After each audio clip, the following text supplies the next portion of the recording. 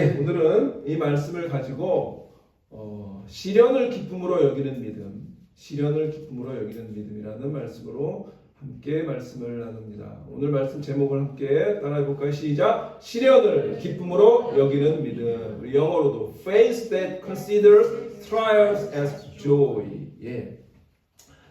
우리는 지난 한 달 동안, 9월 한 달 동안 시편 1편을 통해서 복 있는 삶, 사람의 삶이라는 시리즈로 말씀을 나눴습니다. 이제 해도 많이 짧아졌죠. 그리고 아침 저녁으로 꽤 이제 찬바람이 부는 그런 정말 완연한 가을 날씨입니다. 그래서 이 깊어가는 가을에 우리는 우리가 읽어봤던 이 야고보서 말씀, 특별히 이제 이번 한 달은 이 야고보서 1장을 깊이 살펴보려고 하는데요. 이 야고보서 1장을 통해서 이번 이제 10월 한 달의 말씀 시리즈 제목을 시련을 넘어서 온전함으로 이런 주제로 삼았습니다. 자, 한번 따라해 볼까요? 시련을 넘어 온전함으로.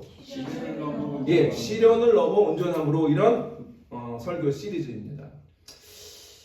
우리 지난 한 달 본 것처럼 하나님께 구원받고 시편 1편의 말씀처럼 복 있는 사람이 되었습니다. 그렇죠? 여러분 다 스스로 우리는 복 있는 사람이라고 믿습니까? 우리는 다 복 있는 사람이에요. 왜? 하나님께 구원받았거든요. 그러니까 우리는 복 있는 사람입니다. 자, 그렇다면 이 구원받아서 복 있는 사람을 하나님은 어떻게 더 복되게, 더 성숙하고 더 온전하게 하실까요?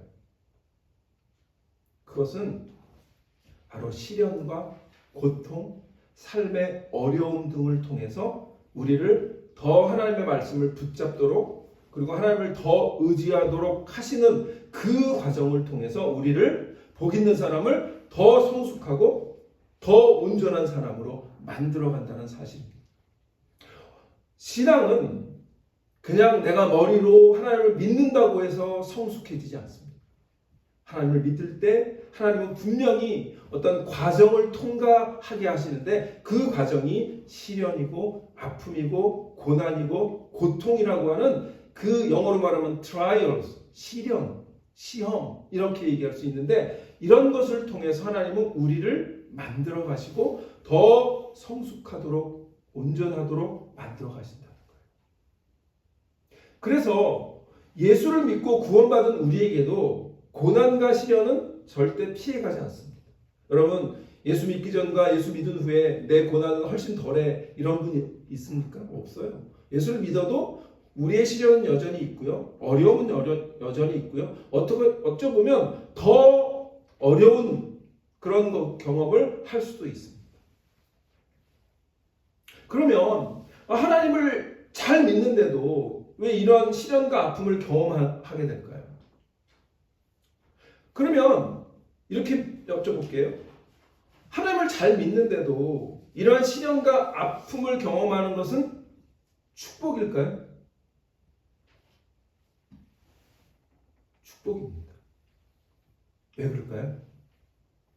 이전에는, 예수 믿기 전에는 이 시련을 경험하면, 시련이 닥쳐오면, 어려움이 오면 불평하고 원망하고 인간적인 방법을 찾아서 그 어려움과 고난을 이기려 했습니다. 그런데 이제는 예수 믿고 나서 복 있는 사람이 된 다음에 그 시련을 하나님의 말씀을 붙잡고 그 시련을 통해서 더 하나님의 큰 계획을 바라보는 믿음이 생겼기 때문에 그것은 축복인 줄 믿으시기를 바랍니다.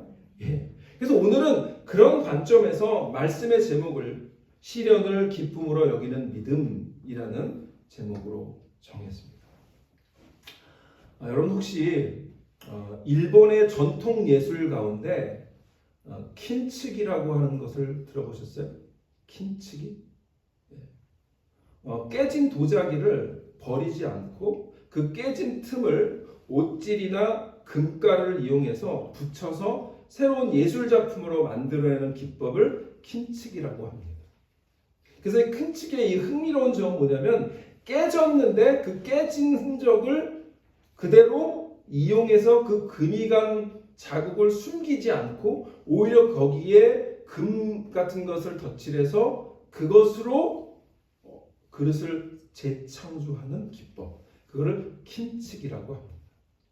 그래서 오히려 그 그릇이 깨어졌는데요. 그것을 금으로 더욱 빛나게 하는 거예요. 그래서 킨치기 작품은 깨지기 전보다 더 아름답고 더 강하고 더 비싸고 더 어떻게 보면 세상에 단 하나뿐인 그런 고유한 가치를 가지게 되는 것이 이 킨치기라고 하는 그 전통 예술이고 일본의 예술입니다. 우리 그다음 그림을 보시면 이런 거예요. 이런 그림 혹시 보신 적 있나요? 이게 이제 깨진 부분인데요. 그 부분에 오칠이나 또는 금으로 이렇게 칠을 해서 거기에 이제 그걸 붙여서 더 아름다운 디자인이 나오는 거죠. 그래서 저도 옛날에 이런 도자기를 본 적이 있었는데 이거 참 특이하다라는 생각을 했었는데 이게 뭔지 몰랐거든요. 근데 이번에 말씀 준비하면서 이런 게 킨츠기구나를 알게 됐어요. 아름답잖아요. 예쁘잖아요. 그죠? 그리고 되게 특별하잖아요. 어쩌면 우리 미국이라고 하는 이곳에서 여러분 이민자의 삶을 살아가는 우리 모습이 사실 이런 깨진 도자기와 같은 그런 모습일 수 있잖아요. 여기 와서 여러분 한번 여러분들 나름대로의 각자의 삶을 한번 내가 이야기로 한번 해볼까라고 하면 소설책 몇 권이 나올 수 있잖아요. 그렇죠? 드라마가 나올 수 있잖아요. 그래서 사실은 우리의 삶을 이렇게 잘 돌아보면 깨지지 않은 부분도 없고 그리고 상처받지 않았던 적도 없습니다. 늘 그런 시련과 아픔은 계속 있어 왔고 또 앞으로도 있을 겁니다. 그런데 이 킨츠기의 작품처럼 우리가 깨진 인생이지만 하나님은 우리 그 깨진 것들을 잘 하나님의 방법대로 우리를 다시 아름답게 빚어내셔서 이것보다도 더 아름다운 우리를 만들어내시려고 하는 분이 하나님이시라는 거죠. 그래서 오늘 이 야고보서를 통해서 특별히 1장은 이 시련에 대한 얘기를 야고보가 강조하는데요. 이 이민생활을 하면서 갑자기 예상치 못했던 질병에 걸리기도 하고 갑작스럽게 잡을 잃기도 하고 또 사람들과 어떤 안 좋은 관계가 돼버리기도 하고 그래서 이런 이민생활의 고단함 속에서 우리의 삶이 마음이 깨지고 상처받고 아픔을 겪는 것 그래서 어떨 때는 나는 깨진 인생이다 또는 나는 정말 실패한 건가 뭐 이런 생각이 들 때도 있고 왜 이 삶이 계속돼야 되나 이런 생각을 할 수도 있습니다.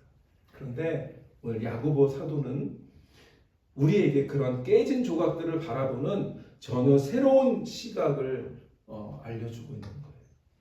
그것은 뭐냐면 하나님은 우리의 깨어진 인생을 버리지 않으시고 이 킨츠기처럼 그 상처의 흔적을 통해서 우리를 이전보다 더 아름답고 온전한 존재로 빚어가신다는 그러한 시각입니다.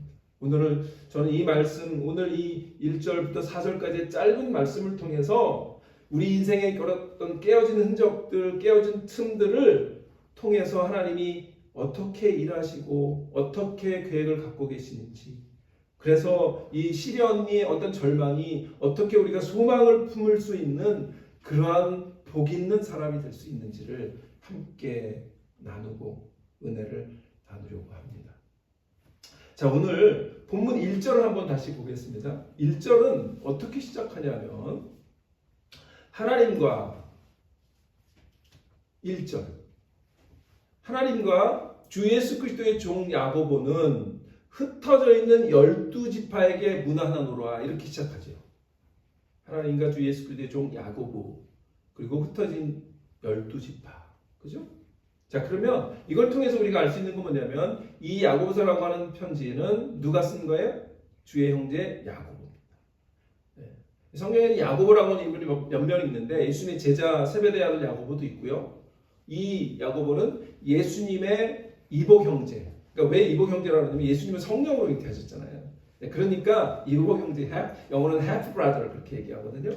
어쨌든 이 야고보는 예루살렘 교회에 목회하던 그 지도자였던 야고보, 예수님의 형제 야고보가 쓴 편지인데요. 흩어져 있는 12지파라고 하는 말이 나오죠. 그러면 이 흩어져 있는 12지파라고 하는 게 누굴까요? 그 당시에 예수 믿는 사람들이 핍박을 당했잖아요. 그러니까 이 예루살렘으로부터 이 로마 전역으로 흩어졌거든요. 그러니까 이 핍박을 피해서 흩어져 있던 그 영어로는 우리 디아스포라라고 하잖아요. 그 디아스포라라고 하는 그 12지파들, 12지파는 이스라엘 민족을 얘기하니까 유대인들을 말하는 거죠. 그러니까 그들을 그 위로하고 그들에게 힘을 주기 위한 편지, 이것이 야고보서입니다. 그런데 왜 이들이 핍박을 받았을까? 그들은 유대 사회로부터도 핍박을 받았고요. 또 로마 제국으로도 핍박을 받았어요. 왜 유대 사회는 왜 핍박을 받았어요? 유대 사회는 예수를 믿는다라고 하는 그런 것 때문에 유대 사회로부터 고립되고 핍박을 받았고요. 로마 제국으로부터는 유일신이라고 하는 그 믿음 때문에 또 왜 황제 숭배를 하는 그런 당시였기 때문에 그것 때문에 핍박을 받았어요. 그리고 그 핍박뿐만 아니라 그 당시에 그 가뭄이 있었는데 굉장히 어렵고 가난한 그런 삶을 살았기 때문에 정말 힘든 삶을 사는 그런 흩어진 디아스포라를 향해서 위로한 말씀을 주기 위해서 쓴 편지가 이 야고보서입니다. 그러니까 그들의 삶은 오늘 이 2절에 보시면 보세요. 내 형제들은 너희가 여러 가지 시험을 당하거든. 그렇죠? 그러니까 그들 삶 자체가 여러 가지 시험이 계속 있는, 막 종류별로 막 있는 그런 현실이었던 거예요. 그래서 이런 고통스럽고 어려운 그 현실 속에 있는 이 유대인들을 향해서 신앙이 흔들리지 않고, 유대인 그리스도인들을 향해서 신앙이 흔들리지 않고 그 공동체 안에서 말씀을 붙들고 잘 살아갈 수 있도록, 그래서 시련의 영적 의미를 새롭게 해석해주는, 그래서 그들의 믿음을 다시 새롭게 굳건히 세우고자 편지를 보낸 것, 이게 야고보서입니다. 그럼 오늘 그 말씀은 오늘 우리와 어떤 관련이 있을까? 여전히 마찬가지죠. 우리도 어떻게 보면 이민자로 디아스포라, 한국을 떠나서 이렇게 흩어져 있는 존재잖아요. 어떤 사람은 샌디에고에, 어떤 사람은 뭐 뉴욕에, 어떤 사람은 LA에 다 흩어져 있는 디아스포라 같은 우리를 향해서 하나님은 이 야고보를 통해서 우리에게 주시는 말씀인 줄 믿으시길 바랍니다. 그래서 오늘 이 짧은 본문 4절이라고 하는 짧은 본문을 통해서 이 시련이라고 하는 것을 어떻게 우리가 맞이할 수 있는지 세 가지 영적인 원리를 함께 나눠보려고 합니다. 첫 번째 영적인 원리는 이것입니다. 시련을 향한 믿음의 반응은 기쁨이라고 하는 것입니다. 시련을 향한 믿음의 반응은 기쁨이어야 한다는 겁니다. 2절 말씀을 우리 함께 읽겠습니다. 2절 말씀. 자, 시작. 내 형제들아, 너희가 여러 가지 시험을 당하거든 온전히 기쁘게 여기라. 이것은 명령입니다. 야고보서의 특징이 있어요. 야고보서는 거의 명령어가 많아요. 그런데 구약 성경에서 명령어가 제일 많은 책이 뭘까요? 네? 잠언서예요. 그래서 이 야고보서는 신약의 잠언이라고 닉네임이 붙었어요. 그래서 계속해서 명령하고 그리고 그 하나님의 지혜로운 말씀을 해석해주는 야고보서예요. 그래서 야고보서는요, 딱히 이 시퀀스가, 이게 논리적인 구조가 이렇게 연결되진 않아요. 랜덤으로 막 이 잠언이 여러분 그렇잖아요. 잠언 읽다 보면 이게 도대체 이 구조가 어떤 구조인지 알 수가 없어요. 왜냐면 그냥 잠언은 이 격언처럼 여기도 그냥 이 말씀 했다가 이 말씀 했다 이런 식의 구조거든요. 야고보서는 그래요. 그러니까 야고보서는 좀 읽기가 이 순서대로 어떤 이게 이런 어떤 구조나 또는 어떤 그 연결성이 별로 없어요. 그러니까 야고보는 그냥 2장부터 읽어도 되고 1장부터 읽어도 되고 5장부터 읽어도 돼요. 그런 구조입니다. 그 야고보서는 어쨌든 이런 명령어가 많은데 오늘 뭐라 그래요?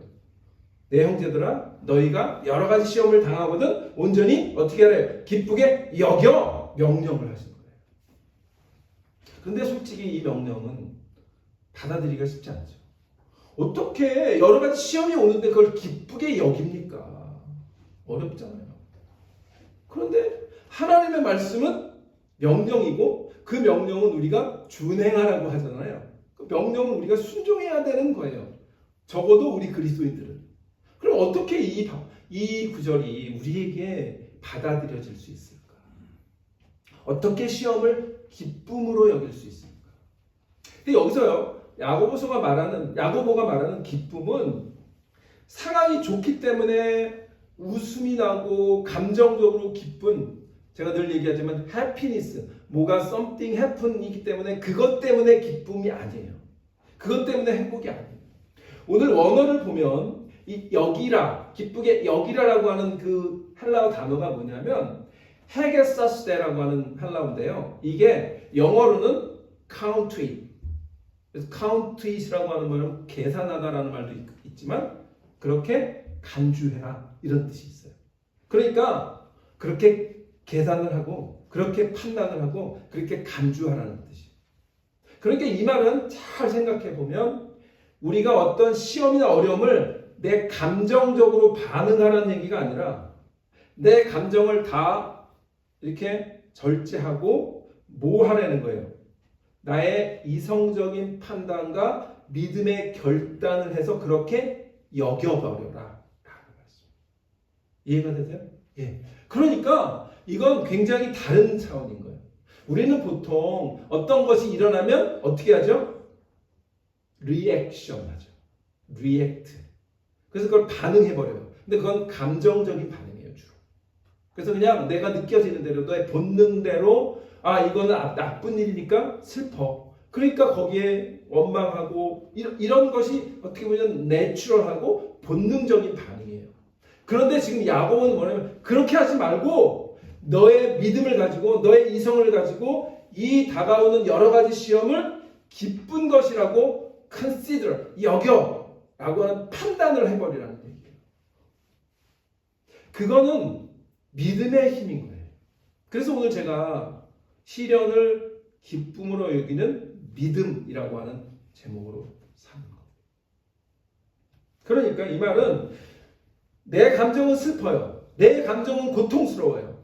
나는 매일매일 어떤 삶을 살면서 뭔가를 이렇게 닥치면서 내가 이걸 해결해 나가는 것들을 이게 경험하면서 계속 힘들고 어렵고 막 고통스럽고 마음 상하고 이런데 그것이 고통스러울지라도 힘들지라도 믿음의 눈으로 이 상황을 기쁨이라고 의지적으로 선포하고 판단하라고 하는 하나님의 명령 믿으시기를 바랍니다. 이게 완전히 다른 차원인 거예요.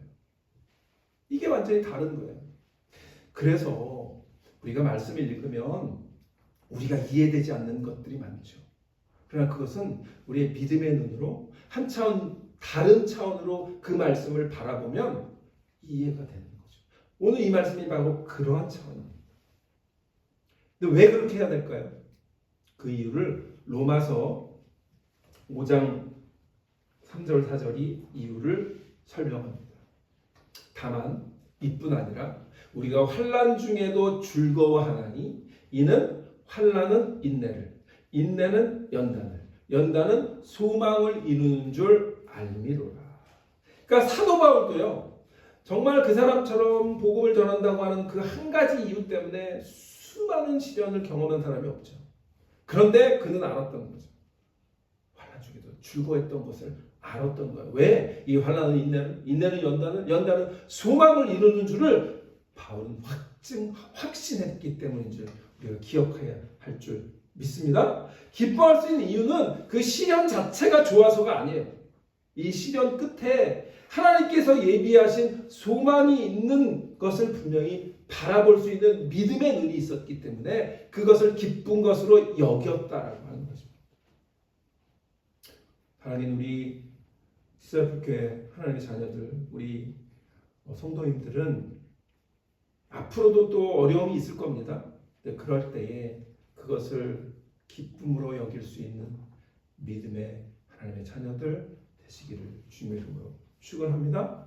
예, 마치 운동선수가 고된 훈련을 기쁨으로 감당하는 것 같은 거죠. 우리 이영화 집사님 태권도장 하시잖아요. 태권도장 할 때 그 훈련을 계속 시킬 때 그거 뭐예요?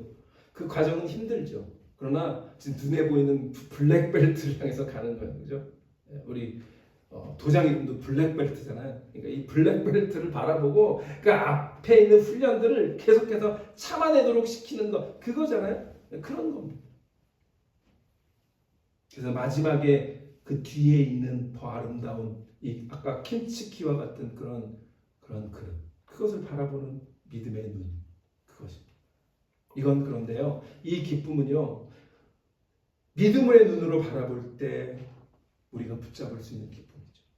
세상이 줄 수 없는, 오직 그리스도 안에서만 누릴 수 있는 초월적인 그런 기쁨인 줄 기억하시기를 바랍니다. 그래서 아까 우리 야고보가 편지했던 그 흩어진 디아스포라, 그 유대교 그리스도인들은 그 기쁨을, 그 뒤에 환난과 어려운 여러운 시험 뒤에 있는 그 하나님의 아름다운 계획과 소망을 바라보고 그것을 알았어요. 그래서 이 야고보와 같이 베드로도 마찬가지거든요. 베드로도 고난당하는 자들에게 편지했던 거거든요. 베드로 전서가. 그래서 베드로도 이렇게 얘기합니다. 베드로 1장 16절 베드로전서 보면 1장 6절로 7절, 그러므로 너희가 이제 여러 가지 시험으로 말미암아, 여기도 여러 가지 시험이라고 나오죠. 그러니까 그때 초대교회는요, 이 여러 가지 시험이 아주 노말이었던 것 같아요. 여러 가지 시험으로 말미암아 잠깐 근심하게 되지 않을 수 없나니 오히려 크게 기뻐하는도다.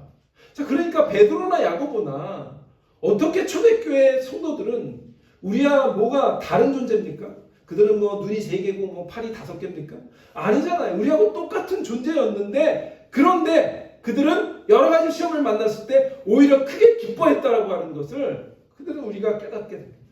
그리고 뭐라고 얘기합니까? 너의 믿음의 확실함은 불러 연단하여도 없어질 금보다 더 귀하여 예수 그리스도께서 나타나실 때 칭찬과 영광과 존귀를 얻게 할 것이니라. 아멘. 그것이 하나님께서 예비하신 계획이라는 거죠. 우리 감정은요, 우리를 매일 속입니다. 감정 때문에 우리가 이건 안 끝날 거야 라고 하는, 또 이거는 이겨낼 수 없을 거야 라고 하는 이 감정이 우리를 자꾸 속이지만 말씀은 우리를 속이지 않습니다. 하나님의 말씀을 붙드시기를 바랍니다. 믿음으로 선포하는, 그래서 여러 가지 시험을 만날 때 오히려 그 기쁨을, 이 어려움을 기쁨으로 여기는 그런 믿음의 하나님의 자녀들 되시기를 주님으로 축원합니다. 두 번째 영적 원리가 있습니다. 두 번째 영적 원리는 시련이 주는 영적 선물이 있는데 그것이 인내라는 원리입니다. 시련이 주는 영적 선물은 인내입니다. 3절을 함께 읽겠습니다. 3절. 이는 너희 믿음의 시련이 인내를 만들어낸 줄을 너희가 알리라. 아멘. 우리가 이 시련 속에서 기뻐할 수 있는 구체적인 이유는 그 시련이 우리에게 인내라는 그런 영적인 선물을 주시기 때문입니다. 하나님은 이 시련이라고 하는 도구를 통해서 우리에게 인내라고 하는 귀한 선물을 주십니다. 그런데 여기서 이 시련이라고 하는 이 헬러 단어가 도키미온이라고 하는 단어인데요. 이건 뭐냐면 금의 순도를 시험하는 과정을 의미하는 단어예요. 시련, 그러니까 단련, 뭐 이런 뜻이겠죠. 도키미온.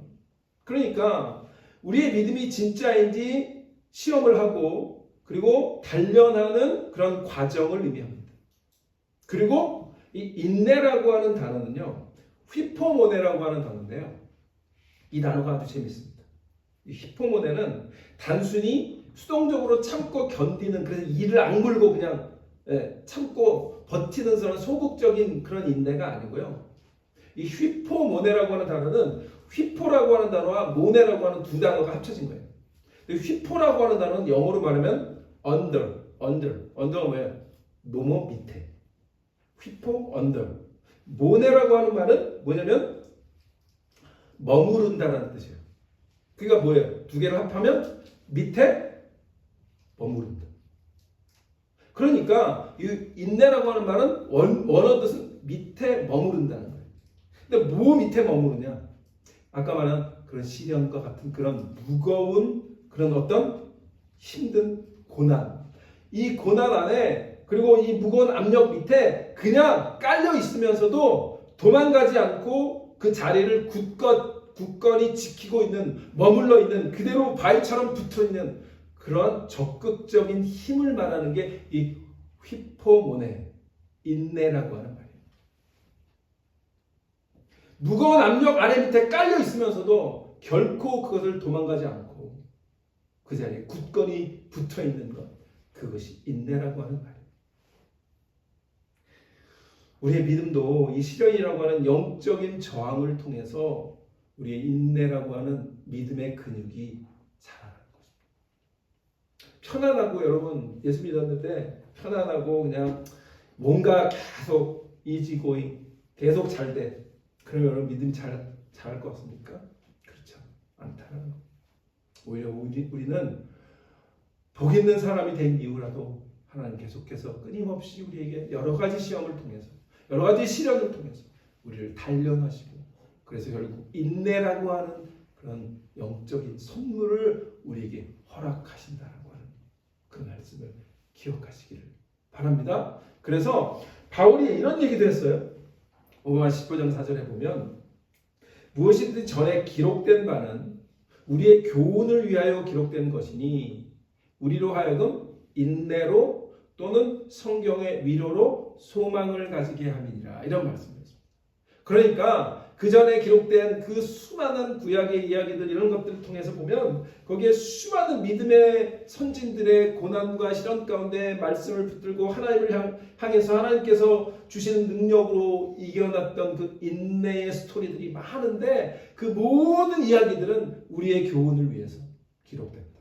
그리고 우리로 하여금 인내로 성경의 위로로 소망을 갖도록 하기 위해서 성경의 수많은 그런 기록들이 기록된 거야 라고 바울은 얘기하고 있는 거예요.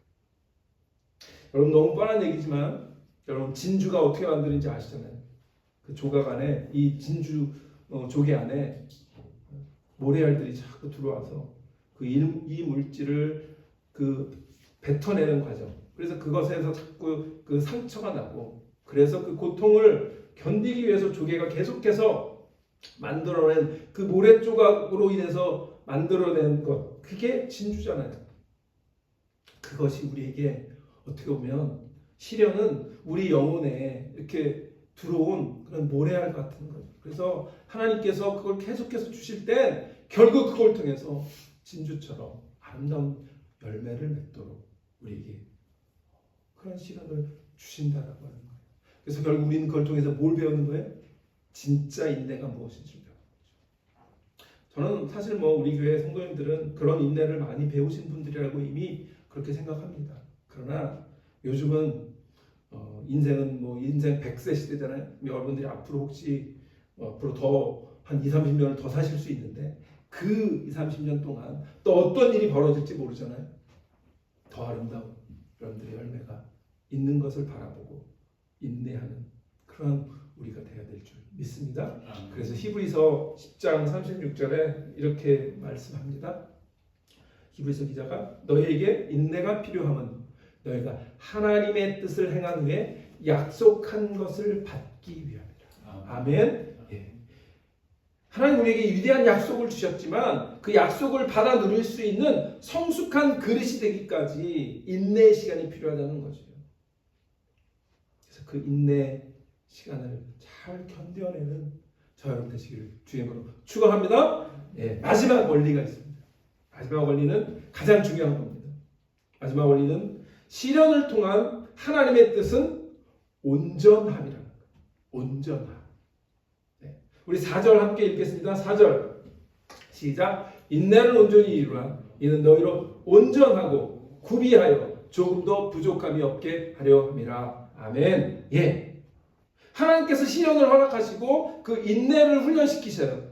인내라고 하는 선물을 우리에게 주셔요. 그런데 그것은 궁극적인 인내가 목적이 아니고, 인내를 통해서 궁극적인 목적은 우리를 온전한 사람으로 만드시기 위함이라는 거죠. 온전하고 구비하여 조금도 부족함이 없게 하려 함이라. 여기서 온전하다라고 하는 말은 하나로 탈레이오스라고 하는 말인데요. 목표에 도달했다는 뜻이에요. 또는 성숙함을 이룬 이런 뜻이에요. 그 다음에 구비했다라고 하는 말은 모든 부분을 다 거쳤다, 흠이 없다 이런 뜻이에요. 그러니까 두 가지를 합하면 성숙하고 흠없는 이렇게 뜻할 수 있는 거예요. 이는 너희로 온전하고 구비하여를 너희로 성숙하고 흠없는 이렇게 번역할 수 있는 거예요. 그러니까 하나님은 우리가 어떤 우리의 인격에 우리의 성품의 모난 부분도 깎아내시고 또 약한 부분들은 채우시고 그래서 결국은 예수 그리스도를 닮은 온전한 성품을 갖는 그리스도인으로 하나님의 자녀로 만드시기 위해서 우리를 그렇게 여러 가지 시험과 아픔과 고통과 힘든 삶을 허락하신다는 거예요. 믿습니까? 예. 이건 허락하시는 거예요. 왜 우리가 그걸 알 수 있죠? 욥기를 통해서. 욥기에 보면 사탄이 저 경건한 욥을 내가 어려움을 주겠습니다. 하나님은 어떻게 해요? 목숨만 건들지 마. 그리고 수많은 어려움을 주시잖아요. 그런데 결국 욥이 하나님을 만나게 되죠. 결국은 우리가 다 그런 겁니다. 욥처럼 그 시련을 잘 견뎌내면 하나님을 더 거룩한 그런 성품을 가지고 온전한 그리스도의 성숙한 그런 인격을 가지고 하나님과 더 깊은 교제를 하게 되는 그런 사람들로 이 땅에서 천국 가기 전에 우리를 만들어 나가길 원하시는 것. 그것이 하나님의 목표인 줄 믿으시기 바랍니다. 예. 에베소서 4장 13절은 이 목표를 이렇게 얘기합니다. 우리가 하나님의 아들을 믿는 것과 아는 일에 하나가 돼요. 온전한 사람, 여기서 따라오죠. 온전한 사람을 이루어 그리스도의 장성한 분량이 충만한 데까지 이르니라고 합니다. 이것이 목표입니다. 시련 자체가 목표가 아니고 인내 자체가 목표가 아니에요. 우리가 시련을 만난 기쁘게 여기라고 했는데 그 기쁨을 경험하도록 하시는 것도 목표가 아닙니다. 목표는 우리를 온전한 사람, 예수 그리스도의 장성한 분량이 충만한 데까지 그런 흠없는 그리고 성숙한 그런 사람으로 우리를 만드시기를 원하시는 것, 그것이 하나님의 뜻임을 분명히 기억하시기를 바랍니다. 네. 여러분, 다이아몬드가 왜 비싸냐면 그 원석 자체의 희귀성도 있지만 뭐 요즘은 또 뭐 랩 그로운 뭐 이렇게 다이아몬드도 있어가지고 옛날보다는 그 가치감이 떨어졌죠. 3분의 1 가격하고 이렇죠. 그러나 이 다이아몬드는 이 다이아몬드 가공하는 사람이 어떻게 깎느냐에 따라서 그 가격의 가치가 결정돼요. 그렇죠? 그래서 얼마 많은 이 빛을 딱 비쳤을 때 얼마나 많은 각도에서 빛을 다 반사하고 비추는지를 결정하는 거잖아요.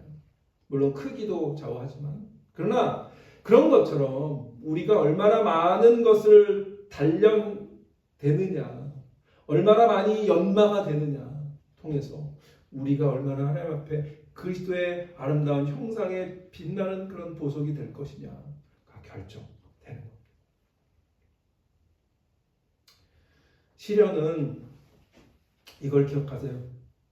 시련은 우리를 파괴하기 위해서 하나님이 허락하신 것이 아닙니다. 우리를 온전하게 하기 위해서 하나님의 허락하시는 사랑의 도구인 것을 믿으시기를 바랍니다. 예. 그래서 하나님은 최고의 장인인 거예요. 그래서 예레미야에서 보면 하나님을 뭘로 비유해요? 토기장인. 오늘 그래서 그 일본의 그 예술처럼 하나님 우리의 토기장인, 우리를 빚어가시는 거죠. 그래서 우리를 온전한 사람으로 만들어 가시는 하나님은 최고의 토기장이고 장인인 줄 믿으시기 바랍니다. 그래서 바울이 골로새서 1장에서 이렇게 얘기합니다. 우리가 그를 전파하여 각 사람을 권하고 모든 지혜로 각 사람을 가르치면 각 사람을 그리스도 안에서 완전한 자로 세우려 하니. 아멘. 우리가 그러니까 우리가 복음을 전하는 이유도, 우리가 전도의 사명을 감당해야 되는 이유도, 우리 주위에는 하나님 모르는 안타까운 성도들을 권면해서 주님의 제자로 만들고, 그리고 그들에게 그리스도 안에서 완전한 자로 함께 세워져 가기 위함입니다. 그런 하나님의 부르심을 우리가 잘 이루어가는 우리 디사이플 교회 되었으면 좋겠습니다. 아멘. 말씀을 마치는데 앞에 말씀드린 긴치기 예술의 핵심은 이겁니다. 깨어짐은 끝이 아니라 새로운 시작이다. 그런데 어떤 시작? 새로운 아름다움의 시작. 예. 그래서 오늘 야고보는 이런 영적인 킨치케의 원리를 가르쳐 준 겁니다.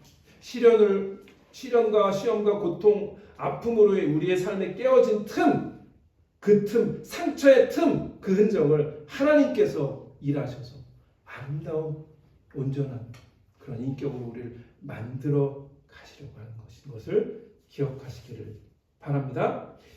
마지막으로요, 이렇게 상처와 시련을 믿음으로 이겨냈던 한 분을 소개하고 말씀을 마치려고 하는데요. 한국의 서강대학교 영문학 교수였던 장영희 교수라고 혹시 들어보셨는지 모르겠어요.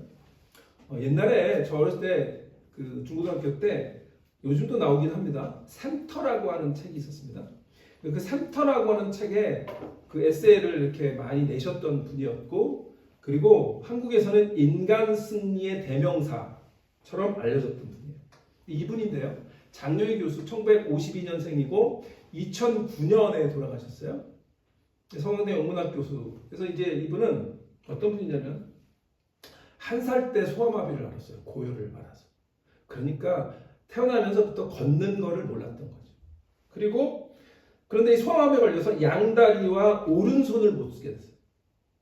그래서 평생 목발을 짚고 왼손잡이로 생활했던 분이에요.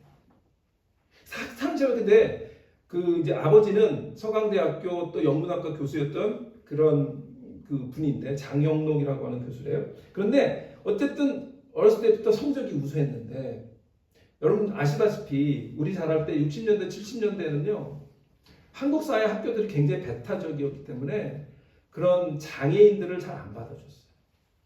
근데 이분은 어쨌든 어렵게 중고등학교를 잘 마치고 우수한 성적으로 1971년도에 서강대학교 영문학과에 입학을 하게 됩니다.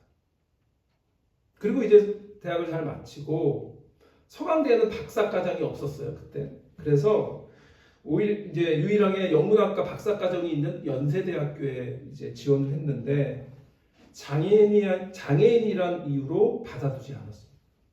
그래서 결국 이 장영희 교수가 1년 동안 토플 공부를 하고 미국의 뉴욕에 주립대인 얼버니라고 하는 그 주립대학이 있습니다. 얼버니가 뉴욕의 캐피탈인데요.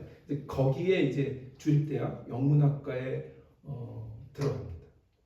그리고 어렵게 여러분 생각해보세요. 이 목발을 짚고 도서관을 다니면서 박사과정을 공부한 거죠. 그리고 박사과정을 잘 마치고 한국에 들어와서 모교인 서강대에서 24년 동안 영문학 교수로 가르쳤던 분이에요. 그런데 이분에게 시련이 다가옵니다. 2001년도에 유방암이 찾아옵니다. 그래서 어려운 항암 치료를 받고 잘 이겨냈습니다. 그런데 2004년에 그 암이 척추로 전이가 됐습니다. 그래서 두 번째 척추암에 걸렸습니다. 근데 역시 이때도 항암 치료를 어렵게 받으면서 잘 이겨내서 또 학교로 돌아와서 가르치고 회복이 됐었습니다. 그런데 마지막으로 세 번째 암이 찾아옵니다. 2008년에 간으로 또 전이가 됐습니다. 그래서 결국은 이번에는 2009년 어렵게 이 투병 생활을 하다가 2009년 5월에 57세의 나이로 짧은 생애를 마친 그런 분인데요. 이분이 독실한 카톨릭 신자였다 그래요. 그리고 늘 이분은 이런 얘기를 주위 사람들에게 했습니다. 하나님은 다시 일어서는 법을 가르치기 위해 넘어뜨리는 거야 라는 그런 가르침을 나는 믿는다라고 주위의 사람들과 제자들에게 얘기를 했다 그래요. 그리고 이 투병의 와중에도 이분은 희망을 버리지 않고 여러 권의 책을 냈는데, 지금 이 그림에서 보는 이 책이 그분의 유작이 됐습니다. 살아온 기적, 살아갈 기적. 책 제목이 멋있죠? 자신이 내가 살아온 건 기적이라는 거죠. 그리고 나의 글을 통해서 여러분도 살아갈 기적을 경험해라. 이런 내용인 것 같아요. 그래서 제가 그 에세이집을 조금 이렇게 몇 개 읽어봤는데 그 중에서 좋은 글이 하나 있어서 여러분과 잠깐 쉐어하고 그리고 말씀을 마치려고 합니다. 에세이 제목은 이겁니다. 제목은 괜찮아 라는 제목입니다.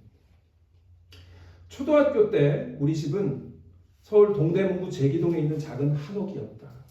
골목 안에는 고만고만한 한옥 6채가 서로 마주보고 있었다. 그때만 해도 한 집에 아이가 보통 4대쯤 됐으므로 골목길 안에만 해도 초등학교 다니는 아이가 줄잡아 10명이 넘었다. 학교가 파할 때쯤 되면 골목은 시끌벅적 아이들의 놀이터가 되었다. 어머니는 내가 집에서 책만 읽는 것을 싫어하셨다. 그래서 방과 후 골목길에 아이들이 모일 때쯤 되면 대문 앞 계단에 작은 방석을 깔고 나를 거기에 앉히셨다. 아이들이 노는 걸 구경이라도 하라는 뜻이었다. 딱히 놀이기구가 없던 그때에 친구들은 대부분 술래잡기, 사랑치기, 공기놀이, 고무줄놀이 등을 하고 놀았지만 나는 공기놀이 외에는 그 어떤 놀이에도 참여할 수 없었다. 하지만 골목 안 친구들은 나를 위해서 꼭 무언가 역할을 만들어 주었다. 고무줄놀이나 달리기를 하면 내게 심판을 시키거나 신발 주머니와 책가방을 맡겼다. 그뿐인가 술래잡기를 할 때는 한 곳에 앉아 있어야 하는 내가 답답할까봐 어디에 숨을지 미리 말해주고 숨는 친구도 있었다. 우리 집은 골목에서 중앙이 아니라 모퉁이 쪽이었는데 내가 앉아있는 계단 앞이 늘 친구들의 놀이 무대였다. 놀이에 참여하지 못하는 난 전혀 소외감이나 박탈감을 느끼지 않았다. 아니, 지금 생각하면 내가 소외감을 느낄까봐 친구들이 배려해 준 것이었다. 그 골목길에서의 일이다. 초등학교 1학년 때였던 것 같다. 하루는 우리 반이 좀 일찍 끝나서 나 혼자 집에 앉아 있었다. 그런데 그때 마침 골목을 지나가던 깨역 장수가 있었다. 그 아저씨는 가위를 쩔렁이며 목발을 옆에 두고 대문 앞에 앉아있는 나를 흘낏 보고는 그냥 지나쳐갔다. 그러더니 리어커를 두고 다시 돌아와 내게 깨역 2개를 내밀었다. 순간 아저씨와 내 눈이 마주쳤다. 아저씨는 아무 말도 하지 않고 아주 잠깐 미소를 지어 보이며 말했다. 괜찮아. 무엇이 괜찮다는 건지 몰랐다. 돈 없이 깨엇을 공짜로 받아도 괜찮다는 것인지 아니면 목발을 짚고 살아도 괜찮다는 말인지. 하지만 그건 중요치 않다. 중요한 것은 내가 그날 마음을 정했다는 것이다. 이 세상은 그런데도 살만한 곳이라고, 좋은 친구들이 있고 선의와 사랑이 있고 괜찮아라는 말처럼 용서와 너그러움이 있는 곳이라고 믿기 시작했다는 것이다. 오래전 학교 친구를 찾아주는 방송 프로그램이 있었다. 한 번은 가수 김현철이 나와서 초등학교 때 친구를 찾았는데 함께 축구하던 이야기가 나왔다. 당시 허리가 36인치일 정도로 뚱뚱한 친구가 있었는데 뚱뚱해서 잘 뛰지 못한다고 다른 친구들이 축구팀에 끼워주려고 하지 않았다. 그때 김현철이 나서서 말했다고 한다. 괜찮아. 얜 골키퍼를 시키면 우리와 함께 놀 수 있잖아. 그래서 그 친구는 골키퍼를 맡아서 함께 축구를 했고 몇십 년이 지난 후에도 그 김현철의 따뜻한 말과 마음을 그대로 기억하고 있었다. 괜찮아. 난 지금도 이 말을 들으면 괜히 가슴이 찡해진다. 2002년 월드컵 4강에서 독일에서 졌을 때 관중들은 선수들을 향해 외쳤다. 괜찮아, 괜찮아. 혼자 남아 문제를 풀다가 결국 골든벨을 울지 못해도 친구들이 얼싸안고 말해준다. 괜찮아, 괜찮아. 그만하면 참 잘했다고 용기를 북돋아 주는 말. 너라면 뭐든지 눈 감아주겠다는 용서의 말. 무슨 일이 있어도 나는 내 편이니 넌 절대로 외롭지 않다는 격려의 말. 지금은 아파도 슬퍼하지 말라는 나눔의 말. 그리고 마음으로 일으켜주는 부축의 말. 괜찮아. 그래서 세상 사는 것이 만만치 않다고 느낄 때, 죽을 듯이 노력해도 내 마음대로 일이 풀리지 않는다고 생각이 될 때 나는 내 마음속에 작은 속상임을 듣는다. 오래전 내 따뜻한 주옥 속 골목길 안에서 들은 말. 괜찮아. 조금만 참아. 이제 다 괜찮아질 거야. 그래서 괜찮아는 이제 다시 시작할 수 있다는 희망의 말이다. 여러분, 우리의 삶에 시련이 있고 어려움이 닥칠 때마다 하나님께서 우리 곁에 서서 이렇게 말씀하시지 않을까 생각합니다. 괜찮아. 괜찮아. 조금만 참아. 이제 곧 다 괜찮아질 거야. 이 시련을 통해서 너의 삶이 더 온전함을 이루어질 거야. 내가 너를 더 아름다운 보석으로 만들 거야. 우리의 삶은 우리 시련을 통해서 위대한 장인이신 하나님의 손에 들려서 세상에 가장 아름다운 그 킨츠키처럼 우리를 만들어 가실 줄 믿습니다. 시련이 있을 때 기쁨으로 여기시기를 바랍니다. 인내의 선물이 있는 것을 기대하시기 바랍니다. 그리고 온전하게 만드실 하나님을 기대하시기를 주 이름으로 축원합니다. 기도하겠습니다.